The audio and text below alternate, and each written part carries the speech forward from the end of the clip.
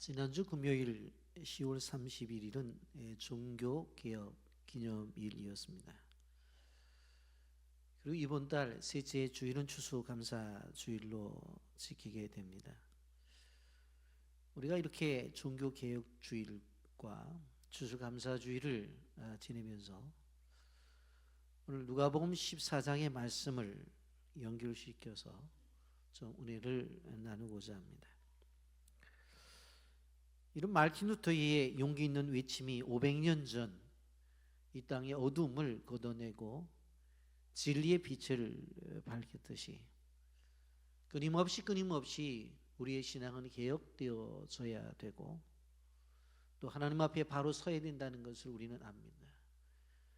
이러한 개혁이 이루어짐 속에서 또한 우리는 그 앞에서 하나님 앞에 감사가 있어야 된다고 하는 것을 우리는 알고 있습니다. 그러므로 우리는 우리의 신앙생활 속에서 늘 말씀을 통해서 바로 서야 되고, 그러면서 또 생활 속에서 주어지는 모든 일들 가운데서 감사가 있는 삶, 그 삶을 하나님이 우리에게 원하신다는 것을 기억하시기를 바랍니다.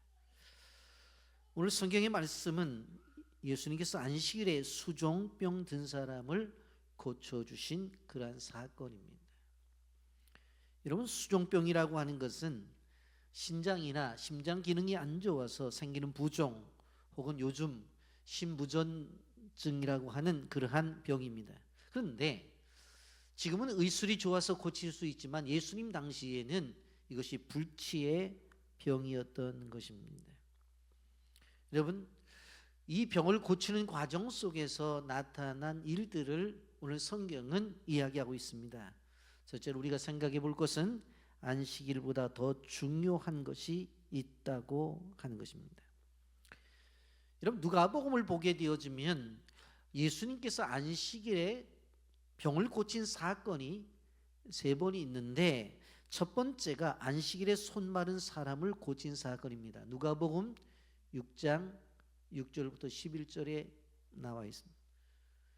둘째는 귀신 들려 꼬부라져 펴지 못하는 여인을 고친 사건이죠. 누가복음 13장 10절부터 17절까지 있습니다. 그리고 오늘 수종병 든 사람을 고친 사건. 그래서 이 3가지가 예수님께서 안식일에 병을 고친 사건입니다. 어느 날 안식일에 예수님께서 바리새인의 초청을 받아서 이제 식사를 하러 들어가게 되었습니다. 근데 바리새인들은 당시에 예수님에 대해서 호의적이질 않았어요. 적대적이었어요. 그런데 초대를 했어요. 왜 초대를 했을까? 오늘 본문은 분명히 이유를 이야기합니다. 1절 말씀해 보시면 안식일에 예수께서 한 바리새인 지도자의 집에 떡 잡수시러 들어가시니 그들이 엿보고 있더라. 예수님을 식사에 초대한 사람이 바리새인이라고 했는데 초대한 이유가 뭐예요? 엿보려고 감시하려고. 도대체 지금까지 안식일 날 병을 고친 일이 있는데 오늘은 또 무슨 일을 할까? 엿보려고 초대를 했다고 하는 것입니다. 바리새인들과 율법사들은 늘 예수님이 하시는 일이 마음에 들질 않았습니다. 그래서 꼬투리를 잡아서 넘어뜨리려고 늘 했던 것입니다. 여러분, 사람과의 관계도 마찬가지입니다. 그 사람에 대해서 좋은 감정을 가지고 있으면 장점이 보이고 좋은 감정을 가지고 있지 아니하면 끊임없이 단점이 보이기 마련이에요. 그러니까 바리새인들과 율법사들은 예수님과 관계가 안 좋았기 때문에 끊임없이 예수님의 단점만 보였던 거예요. 그래서 예수님을 초청을 해서 식사 대접을 하면서 하는 행위를 보고 안식일의 규례라고 하는 규례에 빗대어서 예수님을 정죄하려고 했던 것입니다. 누가복음 13장 10절부터 17절까지 예수님께서 귀신 들려 사로잡혀 18년 동안을 앓으며 꼬부라져 피지 못한 한 사람을 고치셨을 때에 예수님께서 뭐라고 말씀하셨어요? 회당장이 화를 내고 있었는데 그 화를 내고 있는 회당장을 향해서 누가복음 13장 15절 16절에 주께서 대답하여 이르시되 외식하는 자들아 너희가 각각 안식일에 자기의 소나 나귀를 외양간에서 풀어내어 이끌어가서 물을 먹이지 아니하느냐. 그러면 18해 동안 사탄에게 매임받은 아브라함의 딸을 안식일에 이 매임에서 푸는 것이 합당하지 아니하냐. 아니 생각을 해보라. 너희들이 가지고 있는 소나 나귀가 안식일에서 어떻게 해요? 데리고 가서 외양간에서 끄집어내서 풀도 뜯어먹게 하고 물도 마시게 하지 않느냐. 그렇게 하는데 지금 아브라함의 딸로서 이렇게 고통 중에 있는 여인을 치료하는 것이 무엇이 잘못됐다고 생각하느냐. 그렇게 말씀하셨잖아요. 여러분, 예수님께서 그렇게 말씀하셨어요. 오늘도 3절에 보면 예수께서 대답하여 율법 교사들과 바리새인들에게 이르시되 안식일에 병 고쳐 주는 것이 합당하지 아니하냐. 예수님과 바리새인들과 율법사들의 사고의 차이가 컸어요. 예수님은 그 사람의 필요가 무엇인가를 생각했어요. 근데 율법사들은 규례를 더 중요하게 생각했어요. 여러분, 법이라고 하는 것이 무엇입니까? 법은 사실은 생명을 살리기 위해서 법이 존재가 되어지는 거예요. 그런데 사람들은 그렇게 생각하지 않은 거예요. 여러분,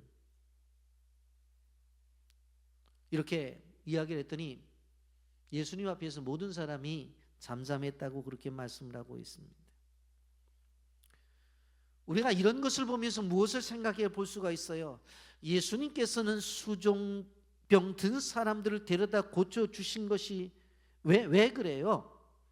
율법 교사들과 바리새인들 눈에는 그 고생하고 있는 환자가 보이지를 않아요. 아무리 고생을 해도 보이질 않아. 그렇지만 예수님 눈에는 그 고생하는 환자가 보인 거예요. 그렇기 때문에 그 불쌍한 사람을 고쳐준 거예요. 여러분, 한번 우리가 생각해 보세요. 우리의 사회 속에서도 수많은 법이 있죠. 법을 지켜야 되는 거 분명해요. 근데 그 법이라고 하는 것은 사람의 유익과 그리고 사람의 생명을 살리기 위해서 이 법이 있다고 하는 것을 우리는 다 알고 있습니다. 여러분 운전을 하고 가는데 상대방에 오는 차가 교통사고가 나서 그만 사람을 빨리 그 차 안에서 끄집어내야 되겠어. 안 그러면 차가 언제 불이 날지는 몰라요. 그럼 어떻게 해야 돼요? 차를 빨리 오른쪽에 세우고 어떻게 해야 됩니까? 빨리 건너가서 그 사람을 끄집어내야 되잖아요. 근데 그 사람이 건너갈 때 그것을 중앙성 침범을 했다고 누가 감히 말을 하겠어요? 그리고 법을 지키기 위해서 저 먼 건너목으로 가서 그리고 빨간불이네 파란불이 켜질 때까지 기다렸다가 한참 돌아와서 그 교통사고 나서 안에서 신음하고 있는 환자를 끄집어내야 되느냐는 거예요. 법이 도대체 뭐냐. 예수님은 그렇게 접근하는 거예요. 율법 교사들과 바리새인들 눈에는 아픔 중에 있는 고통을 사람이 보이지를 않아요. 누구 눈에 보였어요? 예수님의 눈에 보였어요. 그래서 예수님이 치료해 주신 거예요. 그래서 예수님께서 정당하기 위해서 율법사들과 바리새인들이 이렇게 말씀하시잖아요. 5절 말씀해 보면 또 그들에게 이르되 너희 중에 누가 그 아들이나 소가 우물에 빠졌으면 안식일이라도 곧 끌어내지 않겠느냐 하시니 그랬어요. 너희 아들이 너희 자녀가 안식일 날 구덩이에 빠졌어. 그거 안 끌어내겠어? 그건 둘째치고 그렇다고 한다면 소가 우물에 빠졌으면 안 끌어내겠느냐? 다 끌어낼 거 아니야. 근데 지금 저렇게 병 중에 고통당하는 그 영혼을 끄집어내는 것, 자유를 주는 게 뭐가 잘못됐다고 그래요? 예수님이 신명기 22장 4절의 말씀을 그대로 적용해서 하신 거예요. 내 형제의 낙이나 소가 길에 넘어진 것을 보고도 못 본 채 하지 말고 너는 반드시 형제를 도와 그것들을 일으킬지니 그렇게 말씀했어요. 그랬더니 6절 말씀에 어떤 말씀이 있습니까? 그들이 이에 대하여 대답하지 못하니라. 안식일의 주인이신 주님이 그 안식일 때 생명을 구원하는 그 일 앞에 그 누가 감히 이 얘기를 하겠느냐라고 하는 것입니다. 우리도 주일날 주일을 지키는 일들에 대해서 많은 이야기들을 할 수 있어요. 그러나 초점이 무엇입니까? 생명을 구원한 일에 초점을 맞춰서 우리가 움직여야 된다고 하는 것입니다. 그래서 오늘 본문을 보게 되어지면 또 한 가지 겸손에 대해서 이야기를 하고 있는 것을 보게 되어집니다.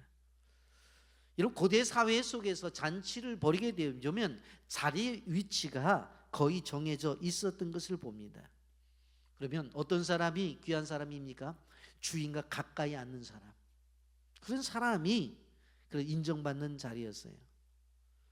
그래서 사람들은 그 높은 자리에 좀 앉고 싶죠. 그 인정을 받는 자리에 앉고 싶죠. 예? 근데 어떤 일이 벌어져요? 자기가 인정을 받을 만한 자리라고 생각해서, 그런 사람이라고 생각해서 앉았는데, 오늘 9절에 보면 이렇게 말씀하잖아요. 너와 그를 청한 자가 너더러 이 사람에게 자리를 내주라 하리니 그때 내가 부끄러워 끝자리로 가게 되리라. 앉았는데 갑자기 주인이 와서 뭐라고 그러냐면, 아유 집사님 죄송합니다, 아유 저 자리를 좀 옮겨달라고. 그렇게 할 수 있으면 얼마나 부끄럽겠느냐, 그 얘기를 하고 있는 것입니다. 그리고 잠언서 25장 6절 7절에 왕 앞에서 스스로 높은 채 하지 말며 대인들의 자리에 서지 말라. 이는 사람이 내게 이리로 올라오라고 말한 것이 내 눈에 보이는 귀인 앞에서 자리로 내려가라고 말한 것보다 나음이라 그랬어요.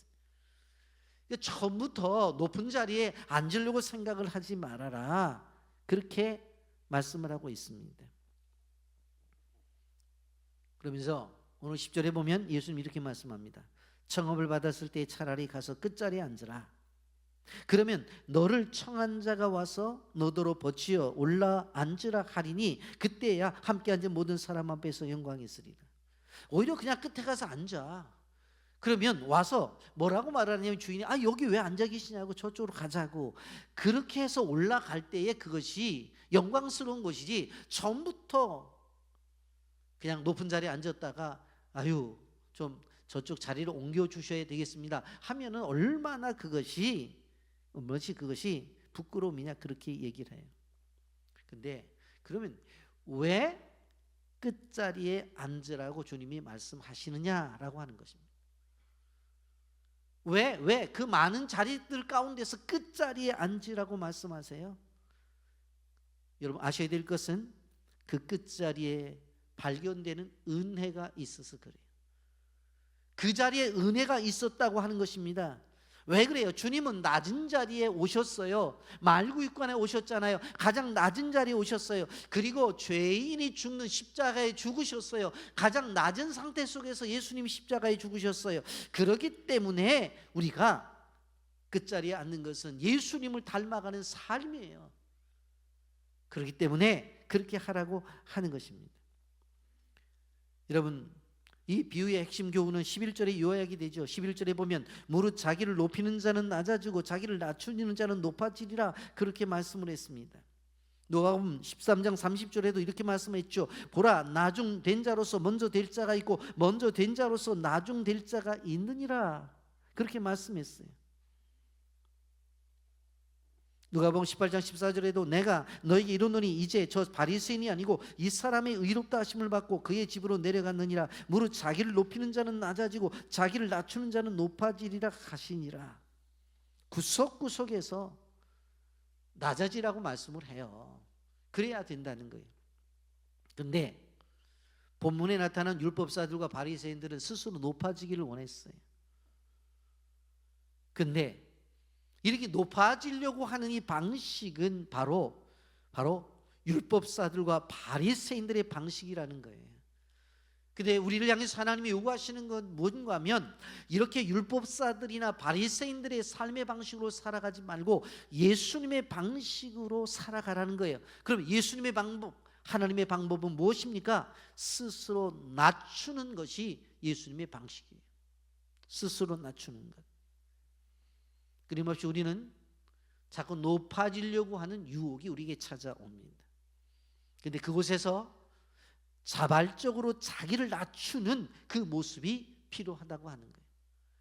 누가 높은 자리에 앉아있는 사람을 자리를 이동해서 저 낮은 자리로 가라고 하기 이전에 스스로 내가 그냥 낮은 자리에 가야 된다고 하는 것을 성경이 말씀을 하고 있습니다.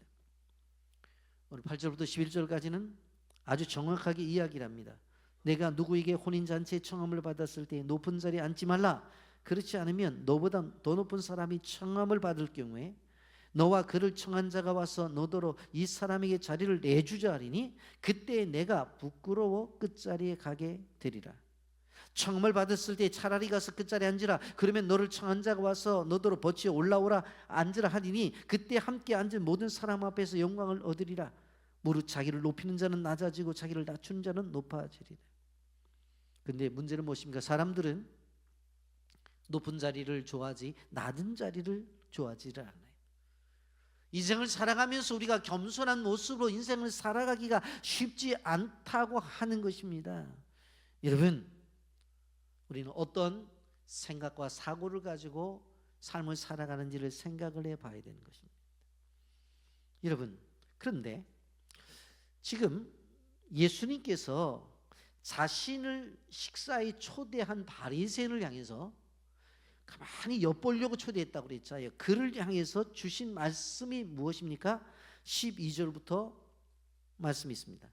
또 자기를 청한 자에게 이르시되 내가 점심이나 저녁이나 베풀거든 벗이나 형제나 친척이나 부한 이웃들을 청하지 말라. 두렵건대 그 사람들이 너를 도로 청하여 내게 갚음이 될까 하노라. 잔치를 베풀거든 차라리 가난한 자들과 몸 불편한 자들과 저는 자들과 맹인들을 청하라. 그리하면 그들이 갚을 것이 없으므로 내게 복이 되리니 이는 의인의 부활 시에 내가 갚음을 받겠음이라 하시더라. 이 2절부터 14절을 주의 깊게 봐야 되는 거예요. 무슨 말씀인가 하면 초청할 때에 12절에 보게 되어지면 또 자기를 청한 자에게 이르시되 내가 점심이나 저녁이나 베풀거든 벗이나 형제나 친척이나 부한 이웃을 청하지 말라. 점심 식사 대접을 하든 저녁 식사를 대접하든지 간에 초청을 하게 되어질 때 형제나 친척이나 부한 이웃을 청하지 말라. 그렇게 말하고 있어요. 이게 왜 무슨 뜻이냐면 이거는 사람의 잔치라는 거예요. 사람의 잔치라는 거예요. 잘 차려놓고 어떻게 해요? 오라고 하죠. 오라고. 형제들도 오라고 그러고 친척들도 오라고 그러고 잘 사는 이웃들도 오라고 그러고 친구들도 오라고 그래요. 근데 중요한 것은 무엇인가 하면 이렇게 했을 경우에 식사에 초대받은 사람은 그것을 먹고 다음에 자기가 먹었기 때문에 또 초대를 해야 된다는 거예요. 그런 초대는 하지 말라는 거예요. 그런 초대는 하지 말라는 거예요. 그러면 이 사람들의 잔치가 아니라 하나님의 잔치로 우리는 잔치를 치러야 되는데 하나님의 잔치가 어떤 잔치입니까? 여기 보면 13절에 분명히 말씀을 하고 있잖아요. 잔치를 베풀거든 차라리 가난한 자들과 몸 불편한 자들과 저는 자들과 맹인들을 청하라. 그리하면 그들이 갚을 것이 없으므로 그랬어요. 갚을 것이 없는 사람들을 초청해서 잔치하는 것이 하나님의 잔치예요. 이게 하나님의 잔치라고. 그러니까 우리가 기억해야 될 것이 무엇인가 하면 우리의 그리스도인으로서 인생을 살아가면서 잔치를 벌일 때에 사람의 잔치가 아닌 하나님의 잔치를 벌이는 사람들이 되라고 주님이 그렇게 말씀을 하고 있어요. 이것이 진정한 초대고 이것이 진정한 섬김이라고 그렇게 말을 해요. 여러분 21절에 가보면 이러한 사람들이 어떤 사람들이냐 21절에 다시 등장하죠. 종이 돌아와 주인에게 그대로 구하니 이에 집주인이 노하여 그 종에게 이르되 빨리 시내의 거리와 골목으로 나가서 가난한 자들과 몸 불편한 자들과 맹인들과 저는 자들을 데려오라 하니라. 그렇게 말했어요. 초청을 했는데 안 와요. 그러니까 나가서 어떻게 되어집니까? 가난한 자들, 몸 불편한 자들, 맹인 자들, 다리를 저는 자들, 이 사람들이 어떤 사람들입니까? 오늘 성경에서 말씀하는 것처럼 갚을 것이 없는 사람들이, 갚을 것이 없는 사람. 예수님은 바로 잔치는 이렇게 갚을 것이 있는 사람들이 아니라 갚을 것이 없는 사람들을 초청하는 잔치, 그것이 바로 바로 진정한 잔치다. 그것을 이야기하고 있다는 것을 우리는 바라볼 수가 있습니다. 우리는 성공을 무지하게 좋아하죠. 성공을 좋아하죠. 그래서 아파트가 몇 채 가지고 있냐, 많이 가지고 있으면 부러워하죠. 자녀들이 대학을 졸업하고 대기업에 취직한 사람 부러워하잖아요. 우리가 이제 수능을 얼마 앞두고서 우리가 새벽기도 때마다 간단히 기도를 합니다마는 실질적으로 왜 다들 좋은 대학에 가려고 생각해요? 되게 좋은 대학 가면 좋은 직장을 구할 수 있다고 하는 사회적인 통념 때문에 그러잖아요. 예? 좋은 차를 구입해 타고 여유가 있어서 해외 여행을 하는 사람은 부러워하잖아요. 그래서 건강하고 이렇게 부유하고 풍족한 삶을 살기를 우리가 기대하잖아요. 우리는 자꾸 그쪽으로 관심을 가지고 그쪽으로 추구해 나가려고 생각해요. 근데 예수님은 뭐라고 말씀했어요? 세상에 고통받고 무시받고 어려움을 겪는 사람들, 그 사람들에 대한 관심을 가지라고 하는 것입니다. 여러분, 하나님을 믿는 사람과 믿지 않는 사람의 차이가 여기에 있다고 하는 거예요. 세상의 공동체와 교회 공동체가 이게 다르다는 거예요. 우리 빛의 교회가 섬기는 이 빛의 교회가 가져야 될 태도가 어떤 태도냐라고 하는 것입니다. 잘난 사람들, 똑똑한 사람들, 배운 사람들, 어디에 가도 대접을 받은 사람들을 굳이 오라고 해서 우리도 대접을 하겠다고 하는 것은 그게 바람직하지 않다는 거예요. 누구에게도 대접받지 못하는 사람들을 데려다가 대접을 해요. 그것이 그리스도의 마음이고 그것이 그리스도의 눈을 가진 그런 사람이라고 하는 거예요. 그렇다고 하면 목사님 손해만 보라고요? 언제까지 계속 대접만 하고 그러냐고요? 걱정하지 마세요. 하나님이 갚으신대요. 14절 보세요. 그리하면 그들이 갚을 것이 없으므로 내게 복이 되리니. 갚을 것이 없어서 복이 되는데 우리가 생각할 때는 어떻게 되어져요? 짜장면 한 그릇 사주면 두 그릇 얻어먹어야 복이잖아. 그런데 갚을 것이 없어야 복이래. 없어야 복이래. 이는 의인들이 부활 시기에 내가 갚음을 받겠습니다. 때가 되면 누가 갚아줘요? 하나님이 갚아줘요. 사람이 갚아주는 것보다도 하나님이 갚아주는, 사람의 손이 커요? 하나님의 손이 커요? 대답해요. 하나님의 손이 크잖아요. 그거를 말하는 거예요. 여러분, 한국 사회 속에서는 부조와 축의 문화가 있습니다. 부조 문화라는 것은 장례가 있으면 이제 그 슬픔을 당한 가정에 부조를 하잖아요. 그러면 거기다가 이름을 쓰고 하면은 그 이제 실질적으로 얼마를 냈다고 부조 받는 사람들이 메모를 해요. 또 결혼식도 마찬가지잖아요. 축의금을 내면 그 축의금 얼마를 받았다고 식권도 주고 그러고도 얼마라고 써요. 그런데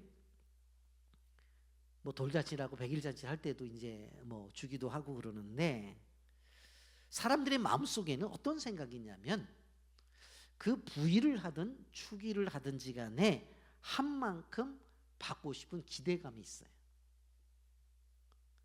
제가 이 자리를 빌어서 말씀합니다. 빨리 버리세요. 그런 생각하지면 안 돼요.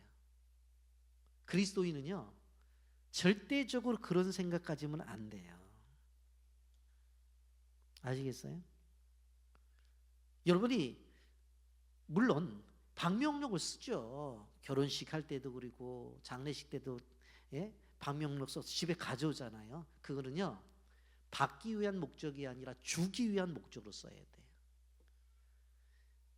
내가 이렇게 했는데 얼마를 했는데 그 집사는 말이야 내가 10만 원을 했는데 아니 살만하면서 5만 원밖에 안 했어. 내가 10만 원 했는데 아휴 왜 그런지 모르겠어. 그러지 말라는 거예요.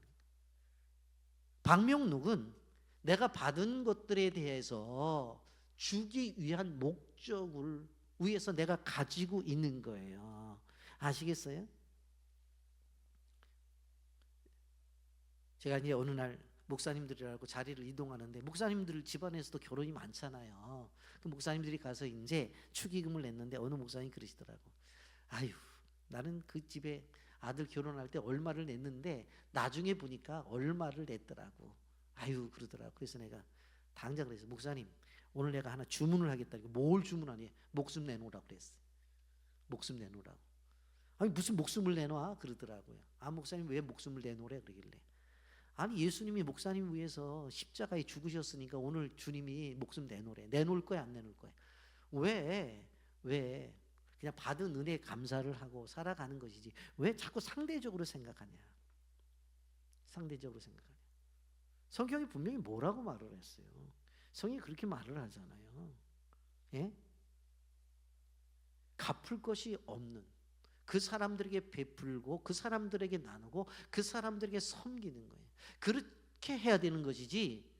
그리고 하나님이 채워주실 것에 대한 믿음이 있어야 되는 것이지. 그게 없으면 끊임없이 서운함이 있어요. 그리고 관계가 안 좋아져요. 관계가 안 좋아져요. 아시겠어요? 그래서 실질적으로 그런 부분에 있어서 부조가 됐든 추기가 됐든지 간에 여러분 내가 얼마를 냈으니까 얼마를 받겠다는 그 생각은 버리셔야 돼요. 아멘 좀 하세요. 아멘. 아멘.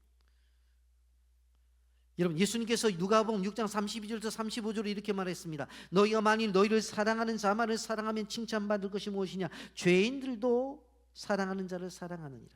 너희가 만일 선대하는 자만을 선대하면 칭찬을 받을 것이 무엇이냐? 죄인들도 이렇게 하느니라. 너희가 받기를 바라고 사람들에게 구워주면 칭찬받을 것이 무엇이냐? 죄인들도 그만큼 받고자 해 죄인들에게 구워주느니라. 오직 너희는 원수를 상하라고 선대하며 아무것도 바라지 말고 구워주라. 그리하면 너희 상이 클 것이요 지극히 높으신 이의 아들이 되리니 그는 은혜를 모르는 자와 약한 자들에게 인자하느니라. 받기를 바라고 나눠주면 뭐 칭찬받을 수 있어?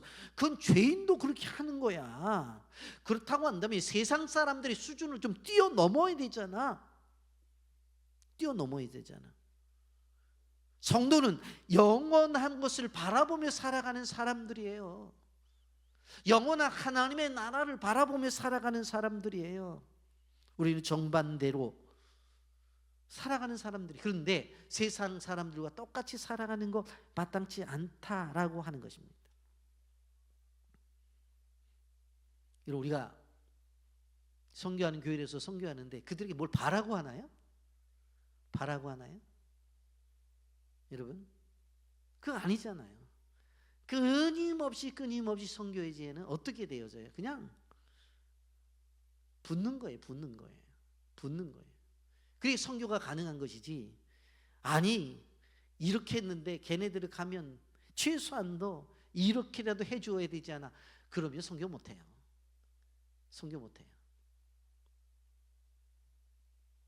여러분 그러면서 오늘 말씀을 통해서 한 가지 중요한 것은 하나님께서 우리에게 말씀하시는 그 가운데 중요한 것은 큰 잔치를 통해서 우리를 초대한다고 말씀하셨어요. 여러분 단순한 식사 초대가 아닙니다. 단순한 식사 초대가 아니에요. 여러분 누가복음 14장 16절 말씀에 보면 이르되 어떤 사람이 큰 잔치를 베풀고 많은 사람을 청하였더니 그랬어요. 세상 나라의 어떤 잔치보다도 하나님께서 우리를 향해서 베푸신 잔치가 가장 크다고 하는 것을 우리는 알아야 돼요. 여러분 신명기 8장 3절에 보면 너를 낮추시고 너를 줄이게 하시며 또 너로 알지 못하며 내 조상들로 알지 못하던 만나를 내게 먹이신 것은 사람이 떡으로만 사는 것이 아니요 여호와 입으로 나오는 모든 말씀으로 사는 줄을 내가 알게 하려 하심이라. 하나님이 잔치를 벌였는데 여러분 한번 생각을 해보세요. 광야의 잔치를 보세요. 몇 명이 먹었어요? 200만 명이 먹는 잔치를 벌였다고. 이보다 큰 잔치가 어디 있어요? 우리는 하나님의 잔치에 초청을 받아서 그 잔치에 가서 하나님이 주신 것을 먹는 사람들이에요. 여러분이 출애굽을 하고 있는 이스라엘 백성들의 자세로 가보자고. 그때로 가보자고. 그때의 그 성도들로 가보자고요. 아침에 일어났더니 하늘에서 하얀 쌀가루가 하늘에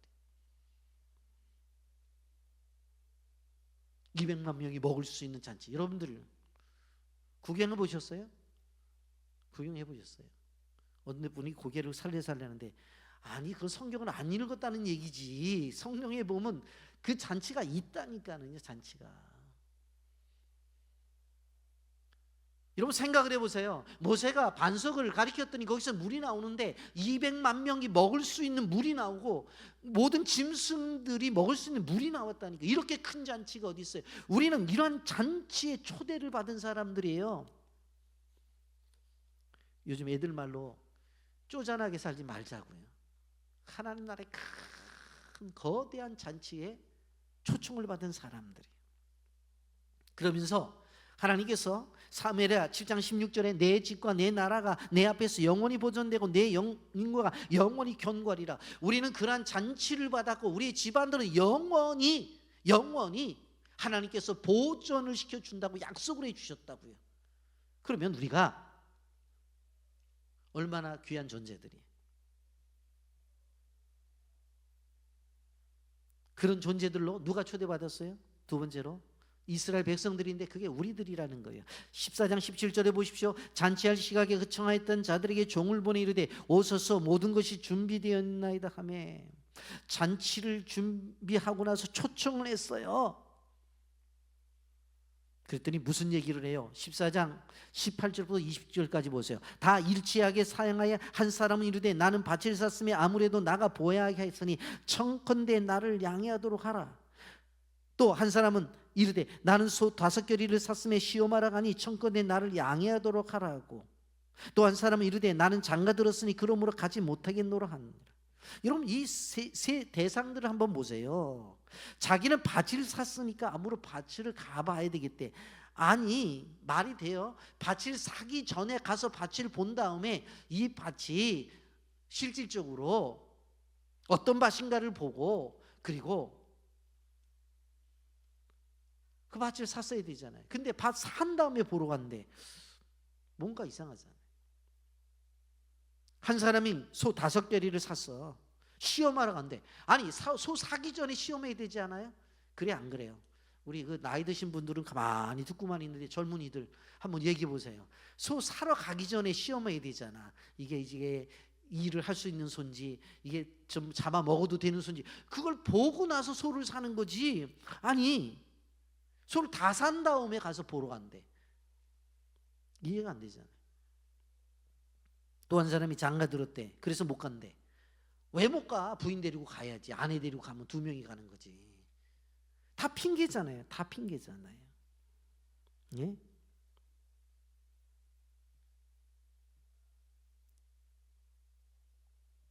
여러분 성경은 뭐라고 말해요? 마태복음 22장 5절 말씀에 보면 이런 말씀이 나옵니다. 그들이 돌아보지 않고 한 사람은 자기 밭으로 한 사람은 자기 사업을 하러 가고 그랬어요. 사실은 초청을 받았을 때 관심이 없다는 거예요. 아무리 오라고 해도 관심이 없어요. 그래서 오늘 성경은 새로운 대상들을 선택해서 초청을 합니다. 누가복음 14장 21절 종이 돌아와 주인에게 그대로 구하니 이에 집 주인이 노하여 그 종들에게 이르되 빨리 시내의 거리와 골목으로 나가서 가난한 자들과 몸 불편한 자들과 맹인들과 저는 자들을 데려오라 하니. 그들이 안 와? 그렇다고 한다면 누구도 초청하지 않는, 초청해서 와도 갚을 것이 없는 그 사람들을 데리고 와. 그래서 가난한 자들, 몸 불편한 자들, 맹인 자들, 저는 자들을 데리고 오라고 하는 거예요. 그래서 그들을 초청하게 된 거예요. 그리고 그들을 초청해서 왕의 잔치에 참여하게 시키는 거예요. 초청이 돼도 안 되니까 이방까지 가는 거예요. 사도행전 13장 47절에 바울이 뭐라고 말해요? 주께서 이같이 우리에게 명하시되 내가 너를 이방의 빛으로 삼아 너를 땅끝까지 구원하게 하리라 하셨느니라. 아무리 초청해도 오지 않으니까 어떻게 해요? 이방까지. 우리 교회로 말하면 빌란 종족과 바두의 순도 종족과 끄롱과 브라우 종족까지도 초청을 하라고 하는 거예요. 초청하라는 거예요. 오늘 이 시간을 빌어서 여러분들한테 기도 부탁드립니다. 우리가 비전 캠프를 하든지 캄보디아도 찾아가서 그들을 만나게 되어지는데 이제 교회 이전을 하면 그들을 초청해서 우리가 한국 땅에서 그들과 함께 예배를 드리는 귀한 축복이 있기를 예수님의 이름으로 축복합니다. 그렇게 했으면 좋을 것 같아요. 그래서 한국인의 가정들 좀 체험하고 싶다 그러면 집사님, 권사님들이 한 사람 한 사람 데리고 가서 집에서 같이 자면서 하면 얼마나 좋겠어요, 보면. 예? 마태복음 9장 13절에 뭐라고 말했어요? 너희는 가서 내가 긍휼을 원하고 제사를 원하지 아니하노라 하신 뜻이 무엇인지 배우라. 나는 의인을 부르러 온 것이 아니라 죄인을 부르러 왔나라. 그런데 이 일에 우리에게 말씀하시면서 하나님이 보통 열심히 있으시지를 않아요. 누가복음 14장 22절 23절에 보게 되었으면 종이 이르되 주인이여 명하신 대로 하였을 때 아직도 자리가 있나이다. 주인이 종에게 이르되 길과 산을 터러 나가서 사람을 강권하게 데려다가 내 집을 채워라. 가서 강력하게 데리고 오라고 하는 것입니다. 이것은 하나님의 열심이에요. 하나님의 열정이에요. 여러분, 우리가 에스겔서를 보게 되어지면 에스겔서 33장 11절에 너는 그들에게 말하라. 그 주여와의 말씀이라. 나의 삶을 두고 맹세하노니 나는 악인이 죽는 것을 기뻐하지 아니하며 악인이 그의 길에서 돌이켜 떠나 사는 것을 기뻐하노라. 이스라엘 족속아 돌이키고 돌이키라. 너희 악한 길에서 떠나 어찌 죽고자 하느냐 하셨다라. 우리는요, 우리가 우리의 판단 속에서 악하게 사는 사람들은 아니 저렇게 살다가 죽는 거 당연하지 그런 생각을 해요. 아니 저렇게 못된 짓을 하다가 다가 죽으면 뭐 지옥 가는 거 당연하지. 근데 하나님은 그렇게 말씀하시지 않아요. 나는 악인이 죽는 것을 기뻐하지 않는데요. 악인이 그의 길에서 돌이켜 떠나 사는 것을 기뻐한대요. 하나님의 시각은 어떤 시각이에요? 아무리 죽을 죄를 지었다 하더라도 회개하고 돌아와서 하나님의 백성으로 사는 것을 원한대요. 꼭 기억하셔야 돼요. 나는 포기해도 하나님은 절대로 포기하지 않으십니다. 그러기에 내가 예배 자리에 와 있는 거예요. 하나님이 포기했다면 여기에 오지 못할 사람들 저를 포함해서 많아요. 근데 하나님이 포기하지 않고 사랑과 긍휼로 함께 하시고 은혜로 함께 했기 때문에 오늘 이 자리에 앉아 있는 거예요. 아멘입니까? 그렇기 때문에 하나님의 마음을 닮아야 돼요. 절대적으로 포기하면 안 돼요. 지금까지도 제가 외쳤습니다만 앞으로 계속 잊을 거예요. 세상엔 두 종류의 사람이 있어요. 구원받은 사람과 구원받을 사람. 전도 받은 사람과 전도 받을 사람이. 그런 시각에서 세상을 바라봐야 돼요. 함부로 평가하지 마세요. 우리 성경은 분명히 이야기를 하잖아요. 몸 불편한 자들, 다리 저는 사람들, 도무지 사회 속에서 인정을 받지 못하는 사람들이 오히려 초청의 대상이래요. 말씀 정리합니다. 오늘 성경을 통해서 우리는 참된 안식일의 의미를 깨달았어요. 안식일은 생명을 구원하는 날이라고 하는 것입니다. 그러면서 실질적으로 우리의 삶 속에서 우리는 어떻게 되어져요? 이렇게 병든 자를 치료하는 역사도 있어야 되지만 나 자신은 그 속에서 낮은 자리로 가야 된다고 하는 것입니다. 그리고 우리가 초청의 대상을 이제는 잘 생각해야 돼요. 내가 뭐 초청하면 그 사람이 나를 초청하겠지 그런 생각 갖지 마시고 절대적으로 내가 초청을 해서 그 사람에게 식사 대접을 해도 식사 대접을 할 수 없는 그러한 어려운 사람, 그것이 오히려 대상이고 그것에 대해서 나는 절대적으로 손해보는 것이 아니라 하나님이 나에게 갚아주신다. 아멘. 우린 기억해야 돼요. 여러분, 그러므로 우리가 생각해야 돼요. 이제 교회를 이전하게 되어지면 여기보다 공간이 크죠. 중위층도 있고 얼마나 공간이 커요. 많은 빈자리가 있을 거예요. 그럴 때 무슨 생각을 해야 되냐면 빈자리를 볼 때마다 비었다고 보는 것이 아니라 그 자리는 내가 초청해서 내가 채워야 될 자리라고 생각해요. 내가 초청해서 내가 채워야 될 자리다. 그리고 우리 모두가 복음 앞에서 우리가 하나님의 축복을 받으며 살아가야 될 그러한 공동체가 되어져야 된다는 사실을 기억하면서 이 놀라운 축복이 우리 모두에게 있기를 예수님의 이름으로 축복합니다. 아멘.